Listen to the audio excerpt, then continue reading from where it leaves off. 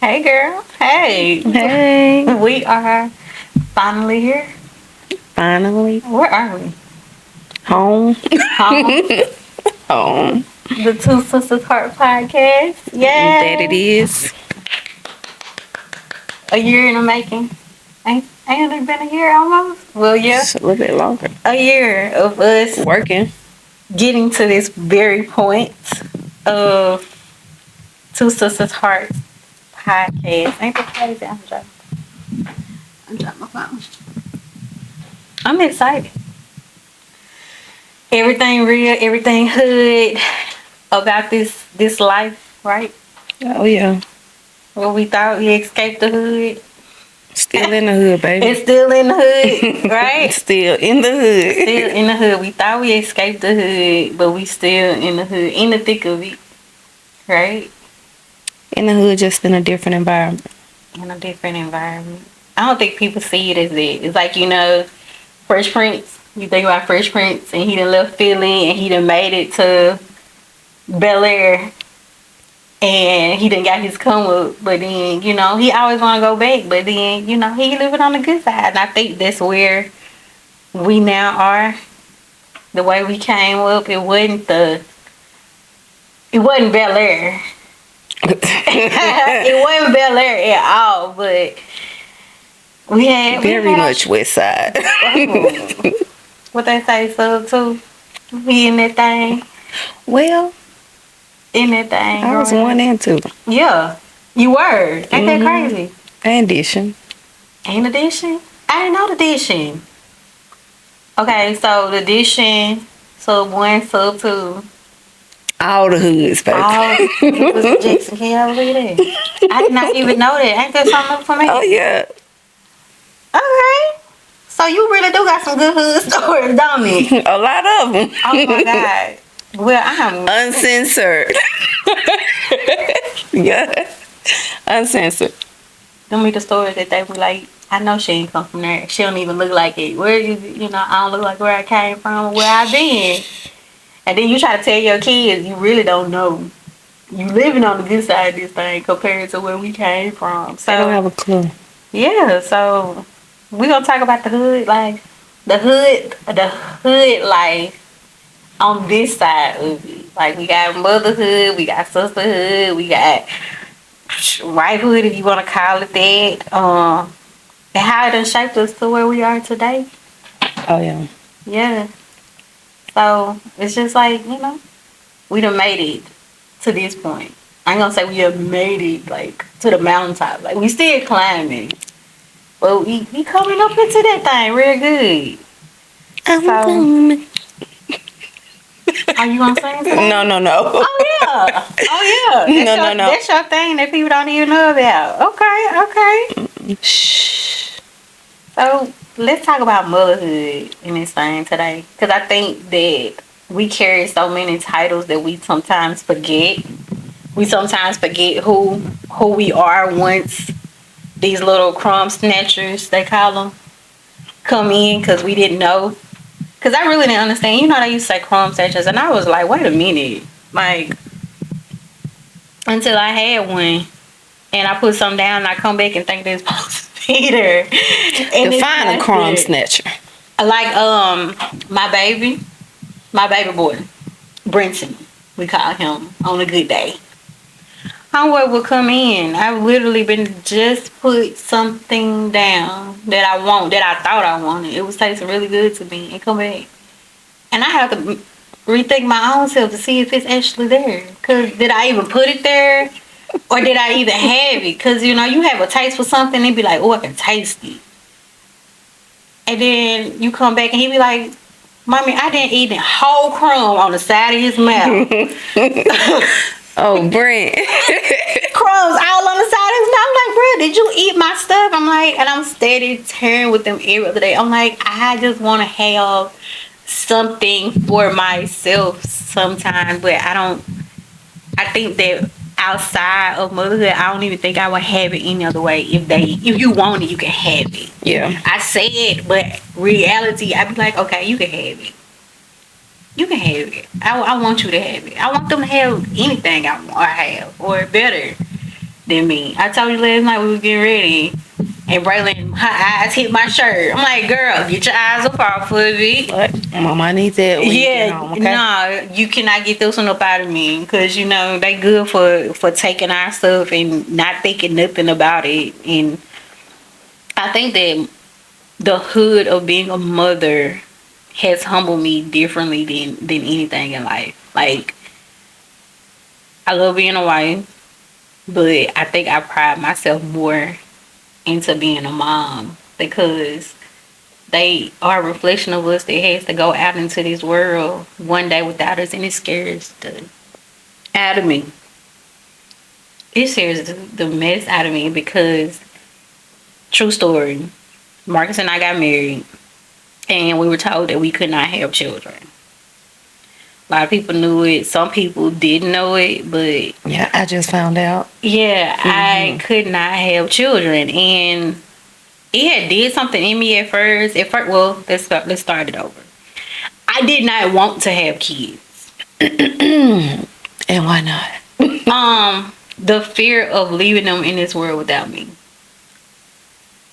Understood. Yeah, with losing a mom at the age that we did, it developed something in a big fear that, God, if something happened to me, ain't nobody gonna love them like I love them. Nobody's gonna take care of them like I take care of them. Like that, it hurt me before I even thought that even having. I was like, good, I'm good. So we working in therapy, and the pastor talking to us, and I'm like, bruh, whatever. He was like, you know, you should have kids. I'm like, in my head, I'm like, it ain't happening. I'm good with that. And then for the most part, I thought Marcus was fine with it, but internally he wasn't. He just didn't express it to me. And go for it. All of our friends and got married. You were already married. You got married a few months before us. Y'all got married in February. We got married in December. And everybody's having babies, and we don't have none. And I'm seeing it. Yeah. Big. Yes. And it bothered me. I'm like, okay, now I think I'm ready to have a baby. But then you go to the doctor and they say, I don't see it happening. And this after not one specialist, not two specialists, 3 specialists, fertility treatments, medicine, shots, all of this has come, and we still have no baby. So I'm like, okay, I'm thinking I'm okay with these. Until I like literally prayed to God. I'm like, God, I want him to do it for a friend before he did it for me. And then I found out I was pregnant with Braylon. And it turned on something else. And people used to make fun of me all the time of, you know, Case ain't gonna let you watch your kids. And not. And not. She about to be 13. And I'm very, very protective of who she go with, who they go with. Oh, yeah. Who they around. Because it scares me. And I don't put that on them now. Of them knowing how fearful I am. I call myself a helicopter mom. I think I'm getting better. That's cute. I think I'm getting better with That's it. cute. Because I do want them to be their own humans and make their own decisions, and me just be able to back them and support them. Because she came out yesterday with something on that I did not like, and before I knew it, I was like, oh, okay. And I've been doing that lately because she's coming into her own, and I don't want to throw anything into that to make her question who she is. Yeah. Because I lived that. I couldn't be who I was because my life was contingent on how other people feel, and it was more so family. I never wanted to be a disappointment, but felt like I was always a disappointment. It never mattered how hard I worked. Why did you feel like you was a disappointment? Because nothing ever seemed right. It doesn't matter if I went to school and I made all A's. It wasn't an A+. It wasn't that I went to school. I did everything. I participated in what I could. I went to church. I feel like I did everything I could, and still at some point it was never good enough for people. And I lived my life like that. Probably up until probably the last 3 years. What? Yeah, the last 3 years of my life has been very transformative, and that was after grandma left, because it was like everything that I did was about her. And I was like, you know what? I no longer have to live like that. Not saying that she made me feel that way, but it was just other family that made me feel that way. And then us being older siblings and them watching us, it made it even more magnified that I had to do it by the book. I didn't write my book. Other people wrote my book. And we even laugh about our wedding. I'm like, Marcus and our wedding, we just showed up. Oh, We I just showed up. We to just mine. showed up. I showed up to mine too. I didn't want to wait. No. No. Mm-mm. Well, I didn't want to wedding at the like midpoint. I just wanted to go and elope and be done with it because it was just too much with people. But it came out to be good. And we talk about it now, we laugh about it. And he was like, hey, there's like a lot of stuff that you felt you never said until now, and he don't know how to fix it. I was like, it's nothing to fix now. I just wish I was a little bit more verbal about how I felt about things compared to letting it be me being passive. Like, just because I wanted people to be happy. That's why I did my wedding in December. How dumb. That was a dumb decision. I wish I was like a earlier bride or a later bride. But I got married a week before Christmas, girl. Because Thinking about other people and people traveling. Oh, they can come here on Christmas. They don't have to take a lot of time off, and they can do this. It was never about Marcus and I and what Marcus and I wanted to do. Like, he might come in right now and say that ain't true, but Marcus he has a slight people pleasing situation. Mine used to be huge. I think I have 0. I don't have none now. I have any, 0. I don't have any now. That's too much energy. It is. That's too much. And that's what I'm saying. It consumed me so bad since growing up, like I said, until like the last 3 years, that it felt like, you know, the part on Lion King when Simba finally did his roar, and he finally got his. That's how I feel just within the last 3 years. Prior to then, I just lived and just kind of let people do what they wanted to do, and I was just like, okay, cool. If it works for you, it works for you. But now I think it agitates a lot of people because I really, really have a voice. I literally had to send a message the other day. Because they're used to you not having a voice. I used to so be not having a voice. Out and against something that they want, yeah, they're offended. I had to, and you know, another thing I have to stop doing, and I'm saying it because now it's gonna be on record, of apologizing for my truths. Like, somebody messaged me about something, I'm like, I'm sorry, that has nothing to do with me. Really, I'm not sorry though. It don't have anything to do with me. Don't ask me about it. Because if it did, then, you know. But you see how the approach is. Like, I am so apologetic about some of the weirdest things. And it's just like, why did this come? Who did it come from? I don't want it no more. And then another thing that helped me through this hood situation was therapy. Sometimes it's a cussing word for some people. Well, therapy? Yeah, because some people don't be feeling like they need it until you actually get it. And I actually started doing the work after I moved here. I had been in and out of therapy, not being consistent about it, because it's like a medicine, an antibiotic, you know. Probably by the second day, you know, I'm feeling better. I don't feel as good. And it's like, okay, I don't have to take the rest of the antibiotics, and the doctor told you got to take the antibiotic for 5 days. I don't care how good you feel.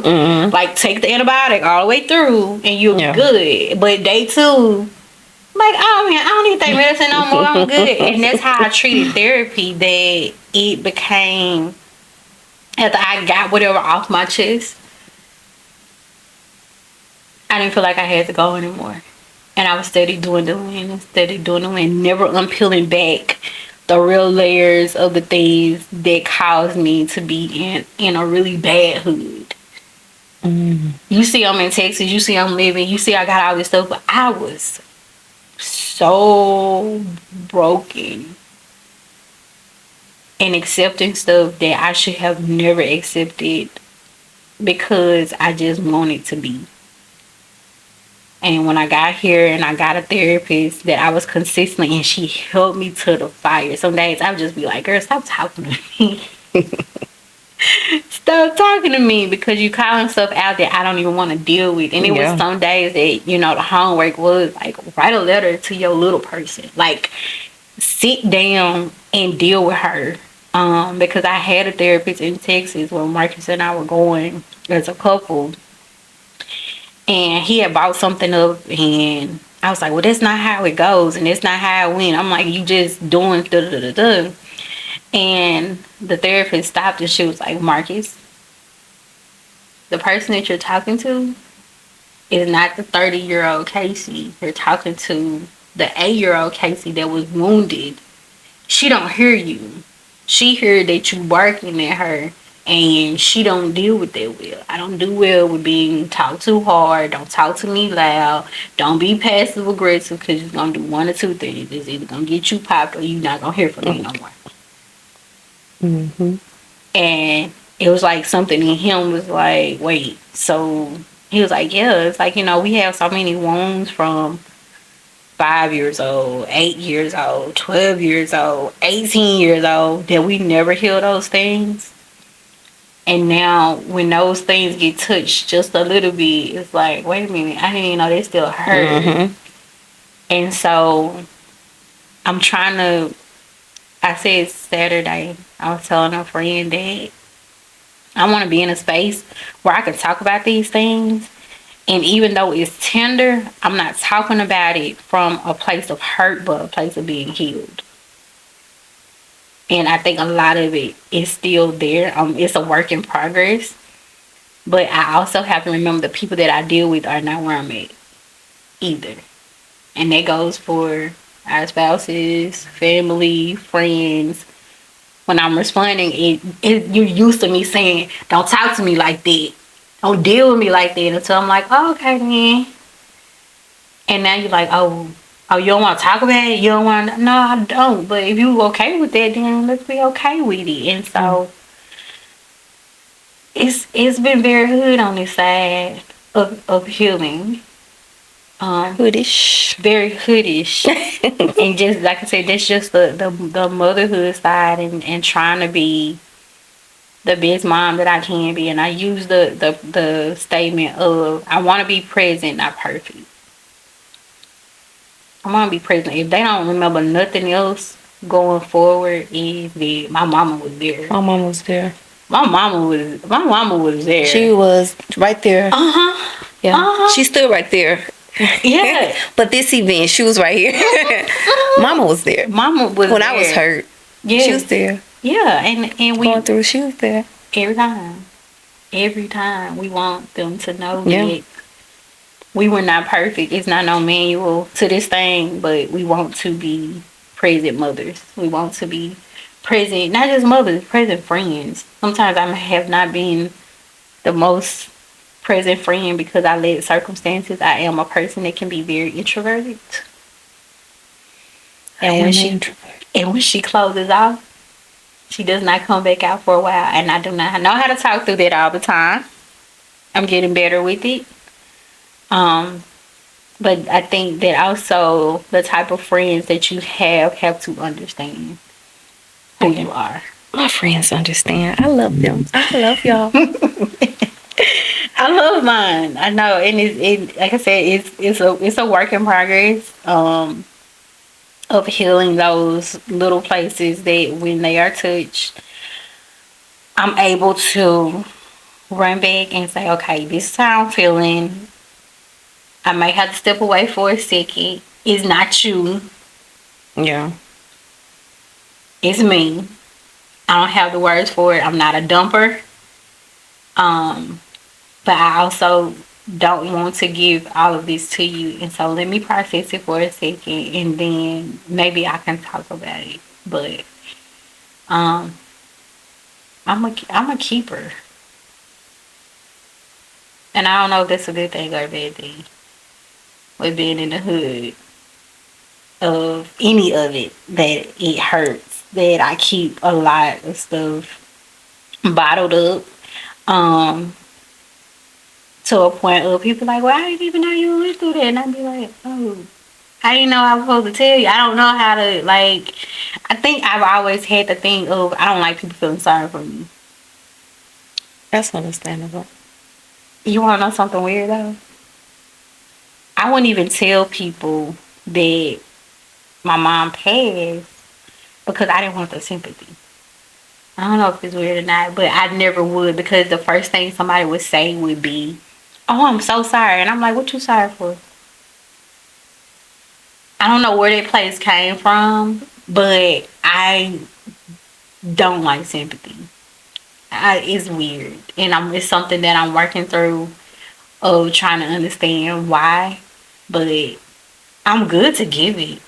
I love to be there for people. It's just hard for people to be there for me sometimes because I don't know if it's really coming from a genuine place or something that you don't use later.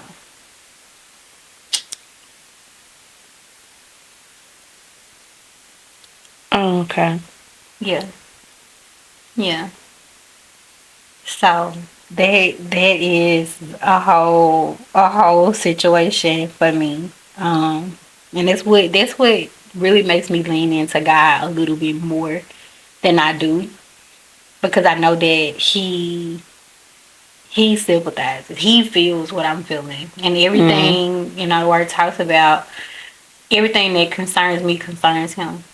And I lean into that now more than I ever have because I know whatever I say ain't coming back out. It ain't being used against me. It's not used to hurt me. It's definitely not in the hood. It's not the T in the streets. Because, that right there would push me over anytime. So,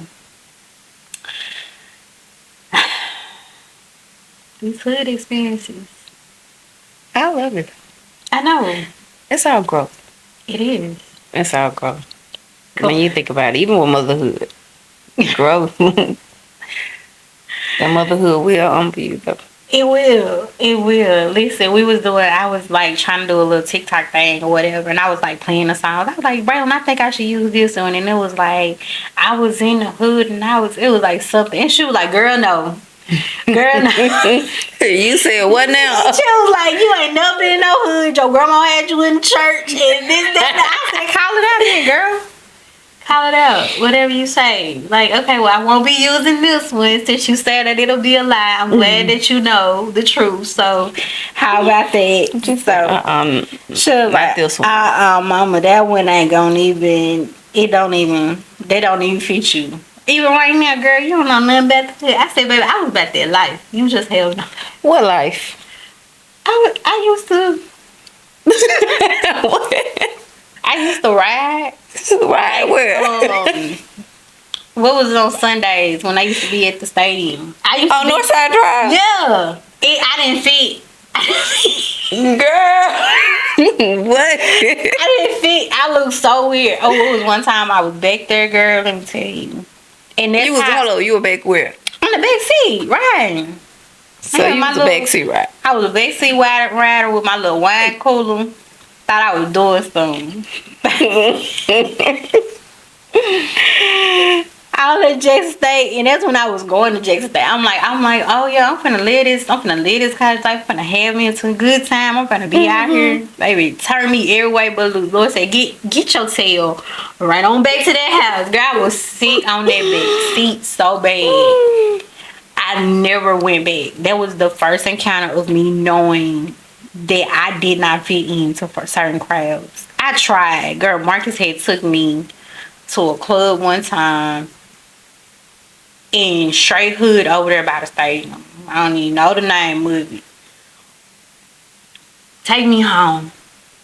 This not how you need it. Yeah, this not even it for me. I'm telling you, I tried, but every time I never fit in. I stuck out like a sore thumb. I stick out like a sore thumb now.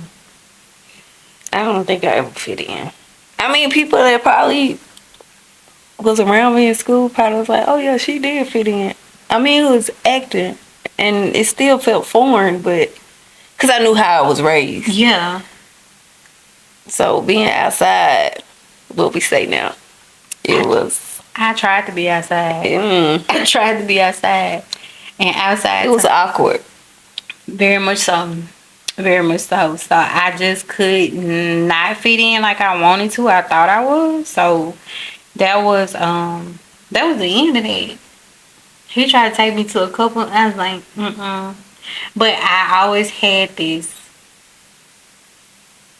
It was literally angels have always been around me for stuff that has happened that should have really taken me out. I have been protected so many times.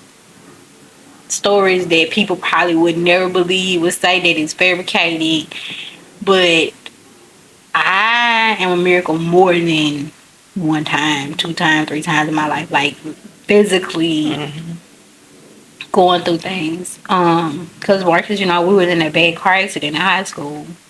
Cause I lost my eye. God graced me not to do it. Broke my arm. Shouldn't have mobility on my arm. All of that type of stuff. Concussions, abuse. I have been protected. And you don't think about it until you get to where you are, and like how many times I've really been spared. And like you got me here for a reason, so please let me fulfill whatever purpose you have for me, and not let me screw it up. What was your most challenging situation in motherhood?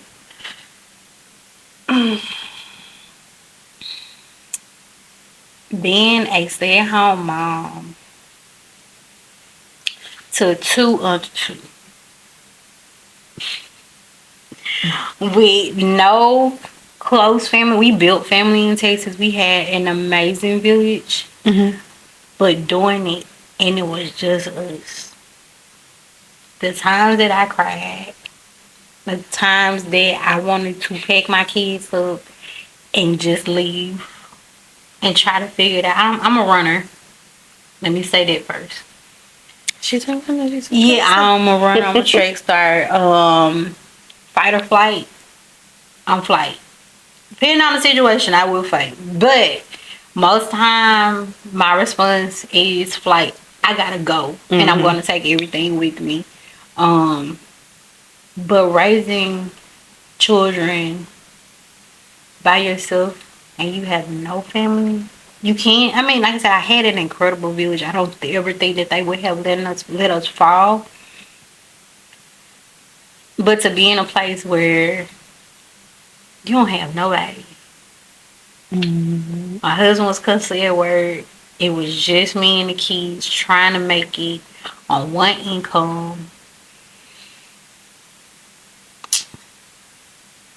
It took us through that. We made it. We made it. If that wasn't the most challenging, that it was. I think that was probably the most challenging thing. And I pregnant with Blake. I was pregnant with Blake before Braylon turned 1. It wasn't that I didn't want any more children. It really was at first. I was like, bro, I was gonna be one and done. I was more worried about the ridicule from people that I had a baby back to back. Not that I was married and had a baby, because people still discuss people that have babies and married. Like, oh, they got all these kids. It does not matter. That's not your business. But I was worried about the ridicule, and I took that my entire pregnancy. I barely said anything to anybody until like I was halfway through that I was pregnant again. What about yours? What about the most challenging part of motherhood? I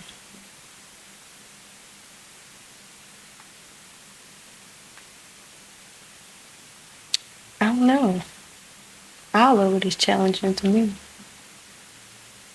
So, do you have a child that has challenged you more than the others? Heck yeah. Heck yeah. I'm not gonna say his name because he know exactly who he is. Always testing your mom gangster. We forgetting where they came from. Yes, like, yeah. He challenged me the most. That boy, yeah. You have one. I have one Yeah. right now. Like literally, the teacher called me before we came in and started talking today. He won't. You get nothing. Gone through that cafeteria line, big bruh, and proceed. You don't get extra privileges right now. Yeah. So we always have that one. You have that one. I have an up and coming one too. The My little bougie thing. angel herself. Ooh, okay. Well, I've had fun on our first episode. Ain't that fun? That was Yeah. good, right? Well, the next time we'll dive into it. It matters. Ain't that a big one? Right? And what matters? Everything. It ain't even, it's everything in all caps. Everything. There's no one thing that is bigger than the other. Everything matters. If it bothers you, it matters. If it makes you happy, it matters. So we'll dive into that on our next episode. But before we go, okay, it's Two Sisters Heart, right? It is. How are we sisters? Because you know that's gonna be a question. That is the question, right? Right. You want to dive into that, or you want me to dive into that?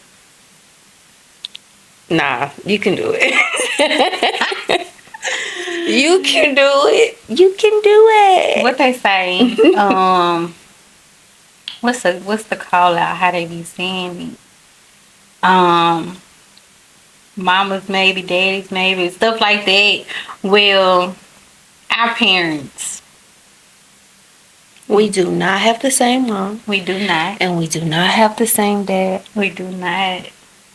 But we do have the same father, though. That's true. We do. So that's one big big plus, but it's a complicated situation Very if you was complicated. to look at it. My mother passed when I was 4, so that would have been your stepmom. Mm-hmm. And now we have G-Ma, who is the mother to us all. And then we have my stepdad, which is your biological dad. And we would have been a what they call it now with the family, a blended family. We would have Very been much so. we are a blended family as adults. But there'll probably be something that we get into later on about the blended family situation that we came from. We touched on it growing up. I think that if my mom was still there, she was a big intricate in us having relationships. I think if it wasn't for her, I don't even know how that would have been. Because like I said, we still have little memories of growing up and us all being together. Yeah. Yeah. So we're two sisters with the same heart. So we're in there and we're intertwined, period. All together. Let me give y'all a quick hood story. Get it. Nah, I don't think that's appropriate. I mean, we real, we raw. They want the real. We ain't scripted around these parts. Tell it. All right, y'all. So, rest in peace. She's not here anymore. Growing up, I think living in the hood, it was the hood. Mm-hmm. But I don't regret it though. I learned a lot in the hood. Indeed. But I was exposed to a lot too. Mm-hmm. So I never forget, I think I was 12, 13. I don't know. I was getting off the bus. So, you know, in your hood, you always have a neighborhood crackhead, right? We had a neighborhood crackhead. She watched everybody. Like, if we did anything, she snitching. She go, Nikki, your daughter, da, da, da. I'm like, ma'am, can we do anything? So, I was getting off the bus one day, see, I was like, oh, there go, I don't want to call her name. But I was like, there she go. Then I get off the bus, start walking down the street. That was my first time ever seeing someone having sexual intercourse. Outside? Outside, right outside the car. And saw me. and looked me dead in my face and kept going. My goodness. And I kept walking. Okay. And I went home. Like it never happened. Like it never happened. That's a good hood story there. hmm Some might not even believe it. But I believe it. Because anything can happen. But yeah, see, I think because I seen that she was after me. She was after me. For real, for real. Every time I did something, she snitched. Every time. So I should have snitched on you know, my mom, she never taught us how to drive, right? Uh-huh. So I taught myself how to drive. So my mom, she was a heavy sleeper. Uh-huh. So she go to sleep by 9 o'clock. She's out. But by 3, 4 o'clock in the morning, she's up. So at 11 o'clock, I get them keys and I start busting blocks in the neighborhood. That's how I taught myself how to drive. Shut up. I taught my sister how to drive. We steal the car every night. And then one day I got caught. Yeah. She told. Yeah, she walked across the street. She knocked on her door. Nikki, your daughter done took off in your car. Hater. And got home and got my tail beat. Girl, let's not talking about the beans. But hey, I was cool because I learned how to drive. Right. And she wasn't even behind the wheel with you. Mm-mm. So self-taught. Ain't nothing wrong with being self-taught. I like those type of lessons. Nothing wrong with it. Ain't that crazy?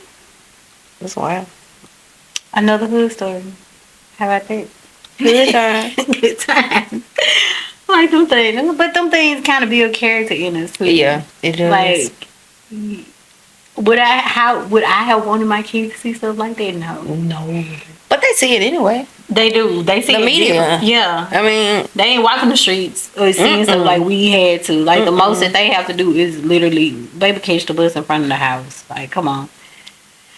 So you don't have to look for it now. no, It's there. It's right here, and I hate the media, the social media. I hate that they didn't get to experience the childhood that we got. Climbing the trees and going in Girl. swords and Life 360 would have got me in trouble. Finding my iPhone, I'd have been messed up. probably not me because my family not tech savvy, so I had an advantage. Somebody would have figured it out. They've been like something. I'm like, because I had, when the kids started school, I even put air tags in their shoes just to know where they were. What? Yeah, I told you I'm a helicopter mom. Didn't I tell you that? Struggle. I've gotten better. But What? I was, even this year, Brent going to school by herself. I was like, baby, I'm gonna go get an air tag and put in his shoes. So I know where my baby is. Because he ain't never been by himself. So wait. Huh? Where did you put the air tag? In the bottom of their soles. So you took the sole out and put an air tag in. Because I couldn't put them in the backpack. You gotta think about it. Like, if you put them in the backpack, somebody say they gonna throw the backpack. So, but they gonna more than likely keep their shoes on their feet. Okay. Yup. Like I said, I done got a lot better. Okay. A lot better. Great. So, until next time, guard your heart. Share your heart. Live with heart. Peace.